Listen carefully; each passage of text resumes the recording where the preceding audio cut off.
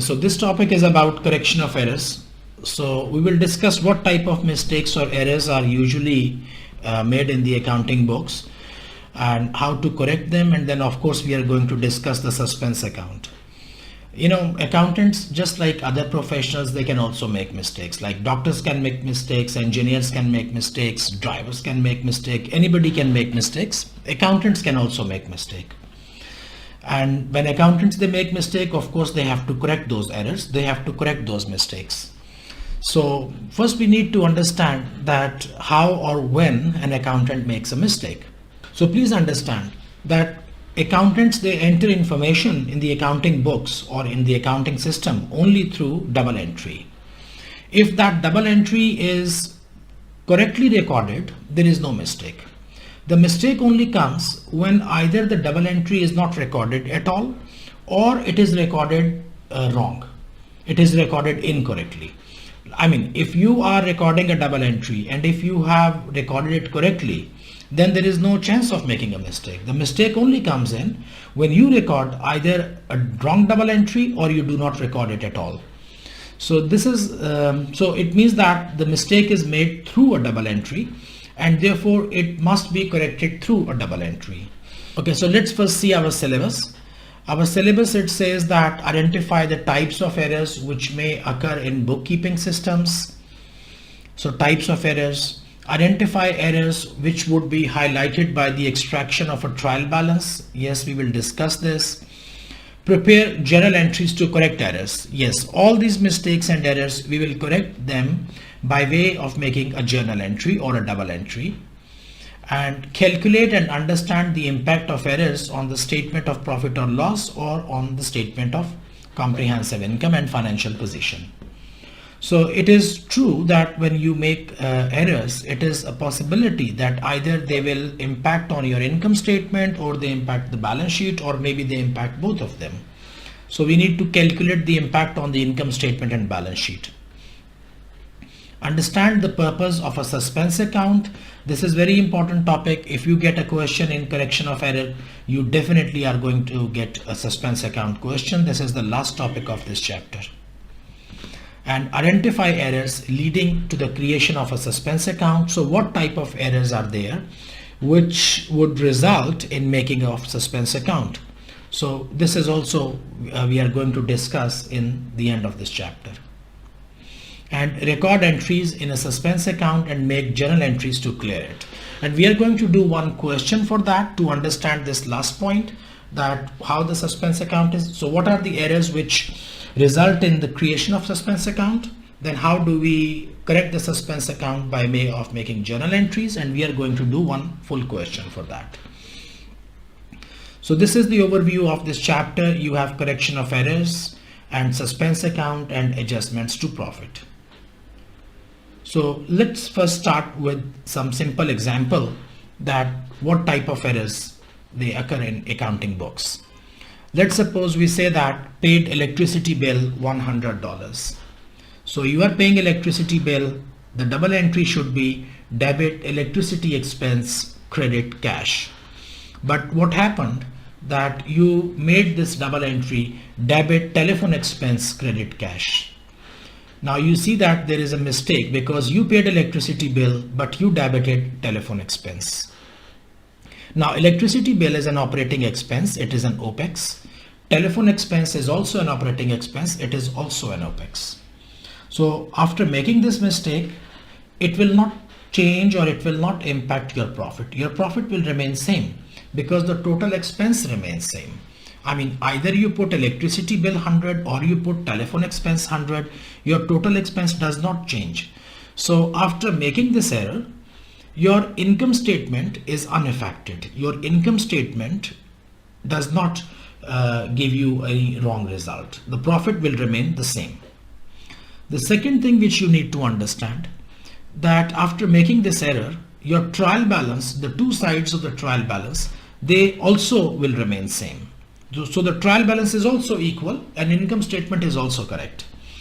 Because on trial balance, if you remember, that electricity expense, it appears on the debit side. It is an expense, so it appears on the debit column. Telephone expense is also an expense. It also appears on the debit column. So either you put electricity expense or you put telephone expense. In either case, they should go on the debit side of the trial balance. So the trial balance is not affected by this error. The income statement gives you correct profit with this error. However, what you will see that two individual accounts are wrong. One account is electricity and one is telephone. In these two individual accounts, you will find a discrepancy because telephone expense will be overstated and electricity expense will be understated.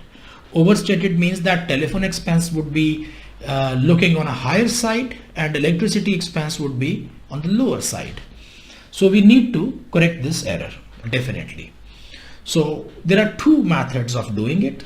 Let me first show you the first method. The first way is that you make the reversal of this transaction. So whatever double entry, now you find out that this double entry is wrong. So I need to correct it. So what you do that you make a reversal. You say debit cash, credit telephone expense. So whatever you did debit and credit, you reverse it. You made cash debit and telephone expense credit. So this double entry will nullify this original transaction. It will cancel out this original transaction and it will take you to point 0 as if nothing has happened. So this is one, first you made the double entry for reversal so that you go back to the original position, and then you prepare another double entry and you say debit electricity expense, credit cash, like what I should have done in the very beginning. Electricity expense debit, credit cash. So two transactions you made, one the reversal and one the actual or original what you should have made in the very beginning. Okay, so by this method you will correct your mistake and you will achieve the result, but this is not something which I would suggest. This is not how to say the very best way of doing it. Now there is an alternative way of doing it and which I would prefer. Now if you see your original transaction which you made, in that transaction you said credit cash. So you were paying out money and you were saying credit cash. So that was correct. So cash should have been credited and we credited cash. So there was nothing wrong with the credit side of this transaction. Cash was correctly credited. The mistake was in the debit side where you said debit telephone expense. So cash was correct. If it is correct, why do you reverse it? I mean, why do you debit it? This is already correct. There is no need to make adjustment to cash. Cash is already correctly recorded. So there is no need to make a debit to the cash. Our problem is with the debit side of the transaction because this debit was wrong. So what we should do, we should make another double entry in which this debit we will make adjustment like this. So what we do, we say credit telephone expense, like this was the debit which was wrong. We make it a credit telephone expense. And we say debit electricity expense, the expense which we should have debited. So this is, in my opinion, a better way of making this adjustment. No need to make these two double entries. No need to make a reversal of cash. Let the cash be there credited. It is correct. What you need to do, just make this, whatever you made a wrong debit, you make a credit to it, credit telephone expense. And there was a missing debit on electricity. You should have debited. So now you are debiting electricity expense 100. So that's a better way of doing it. This is just one simple example which I have shown you for correction of errors, that what type of mistakes they may happen and how to correct them. So now let's start our chapter. What happens that within your accounting system, there might be 10-20 different types of errors. And what you need to do, that first you divide all of these errors into two groups. You put them into two categories. One category or one group is the errors where the trial balance remains equal. The error where the trial balance remains same, it is unaffected. And the second type will be those errors which would result in unbalancing or imbalancing of your trial balance. Okay, so there could be 10-20 different types of errors. What we need to do, that first we need to divide all of these different types of errors into two broad categories. First category means within first category you put those errors which will not affect your trial balance, and the two sides of the trial balance, they remain same, they become equal. The second type of errors are those errors that which will impact your trial balance, and the two sides of the trial balance, they do not become equal. As a result, the trial balance debit and credit sides, they are different. So these are the two types of errors which we are categorizing. So first, let's discuss the first type of errors where the trial balance debit credit side remains same, which means error is there but the trial balance is equal. So these errors are not identified within the trial balance. Let's first discuss them. Number one is called error of omission.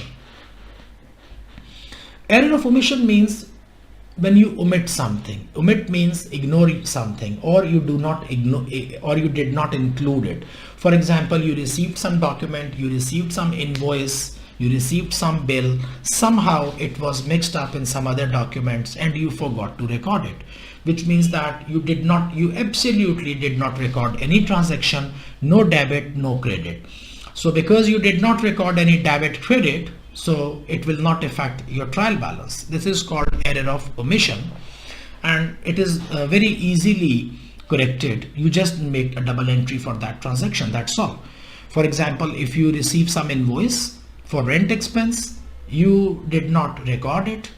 Now you have found it, oh, I didn't record it. So what to do? You take out the invoice and you just make the double entry, that's all.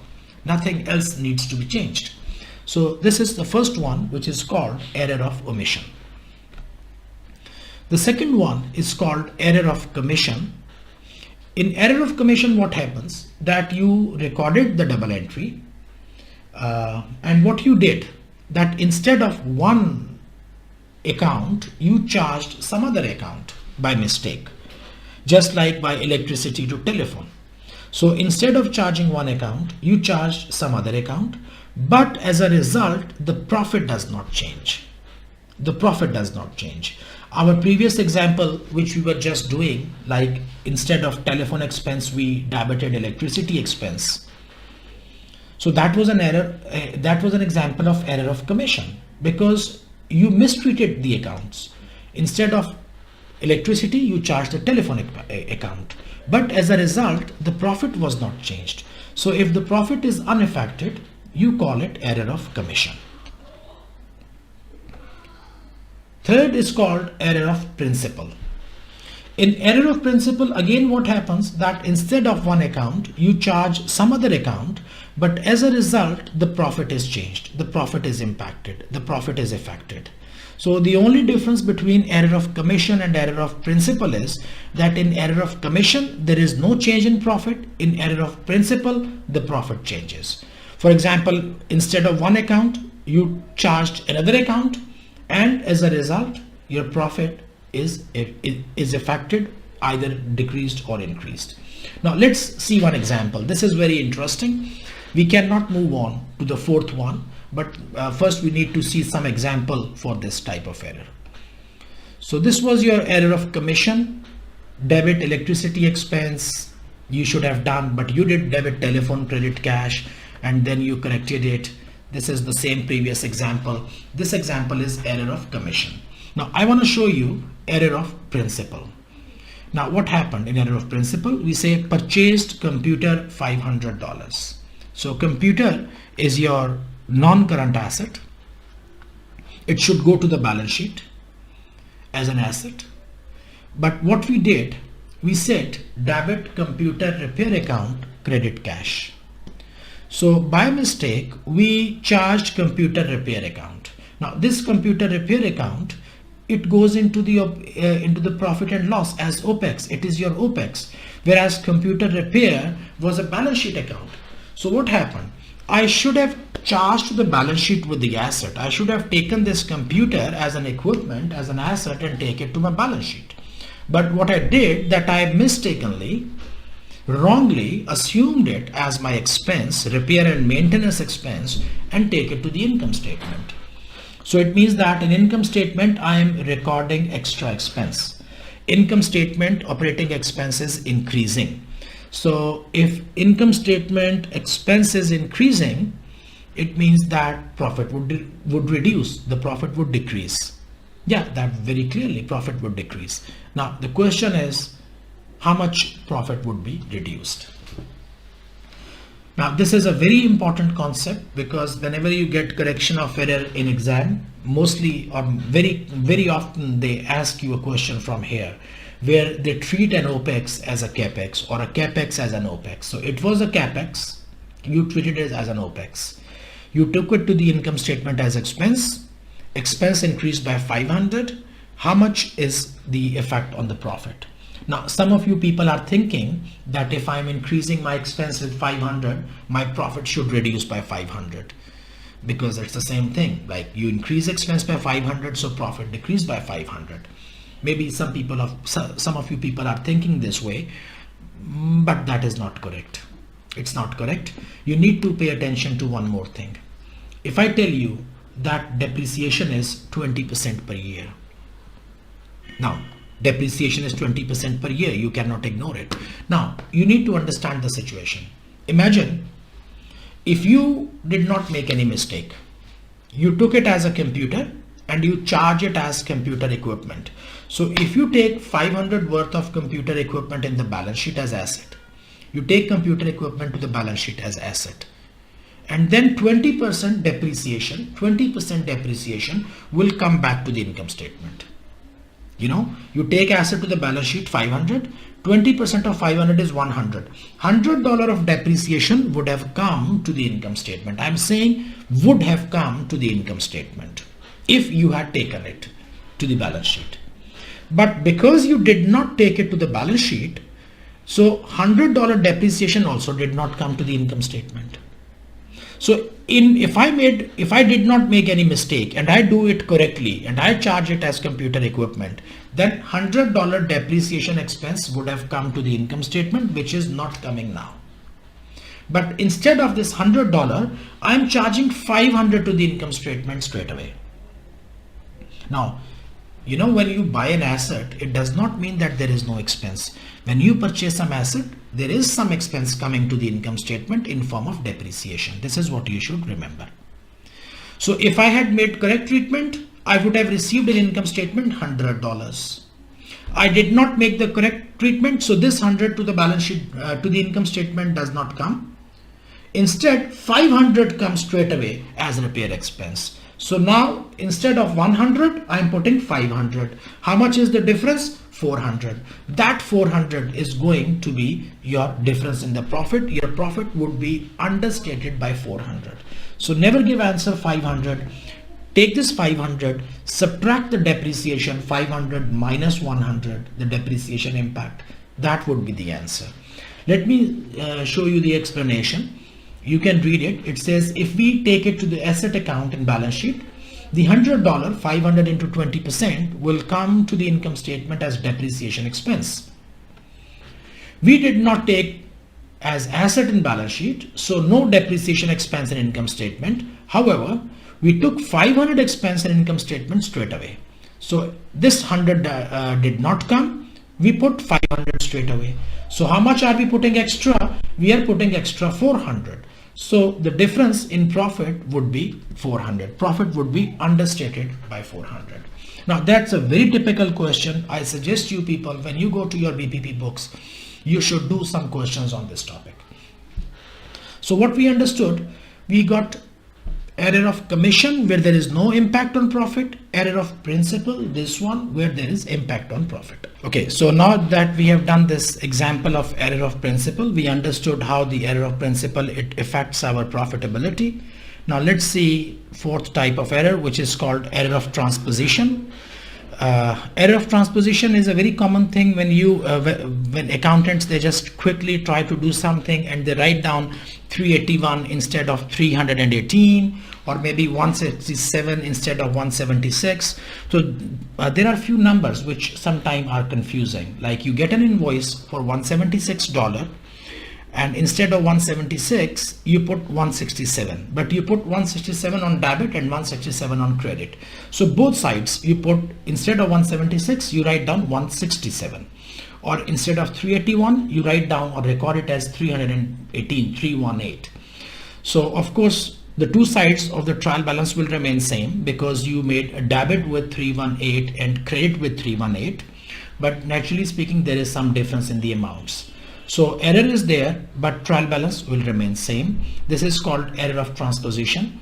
Then you've got compensating errors. Compensating errors, it's just like a sheer chance. It's just like good luck or bad luck, whatever you may call it.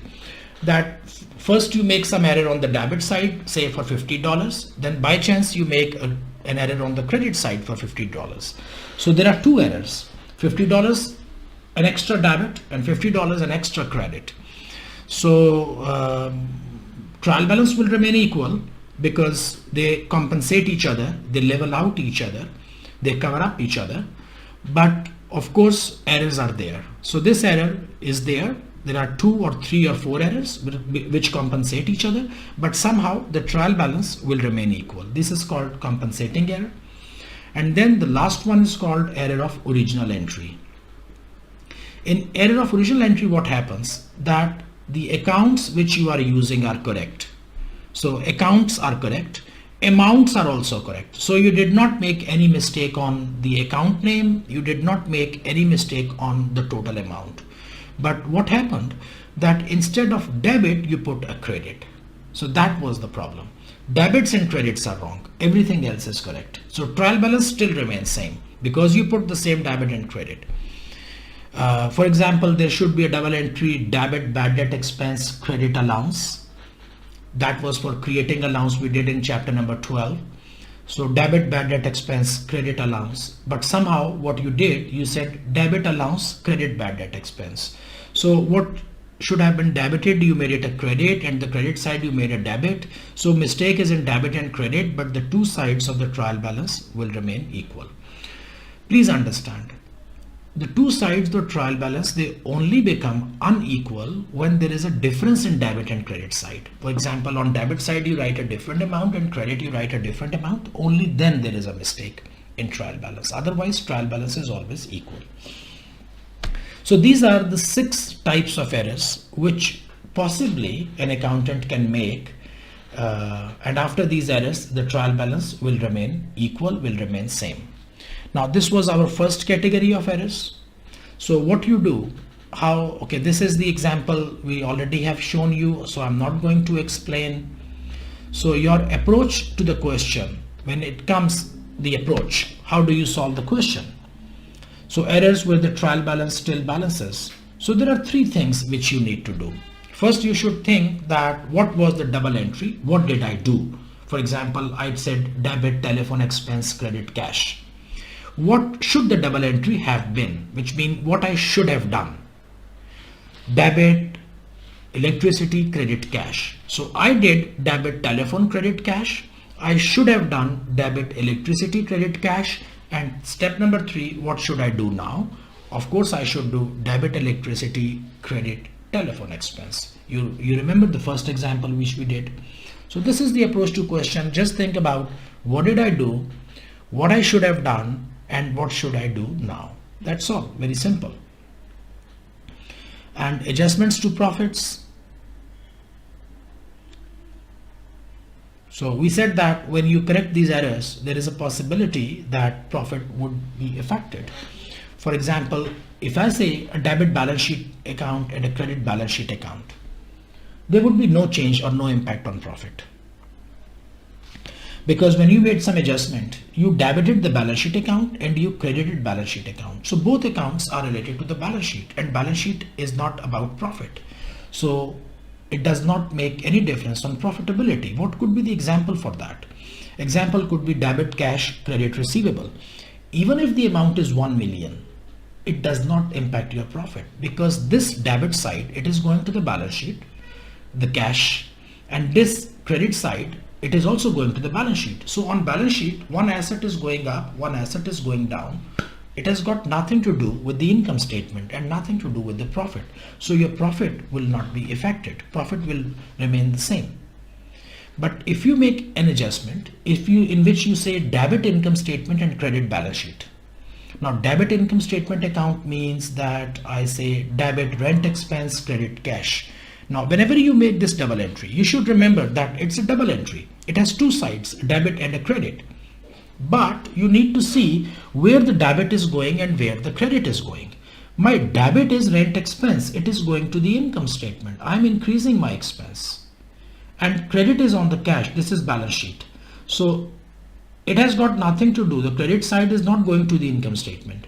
The debit is going to the income statement. And whenever you make a debit to income statement, your profit is always decreased. Profit will be reduced. A decrease in profit, because debit income statement means you are showing an expense.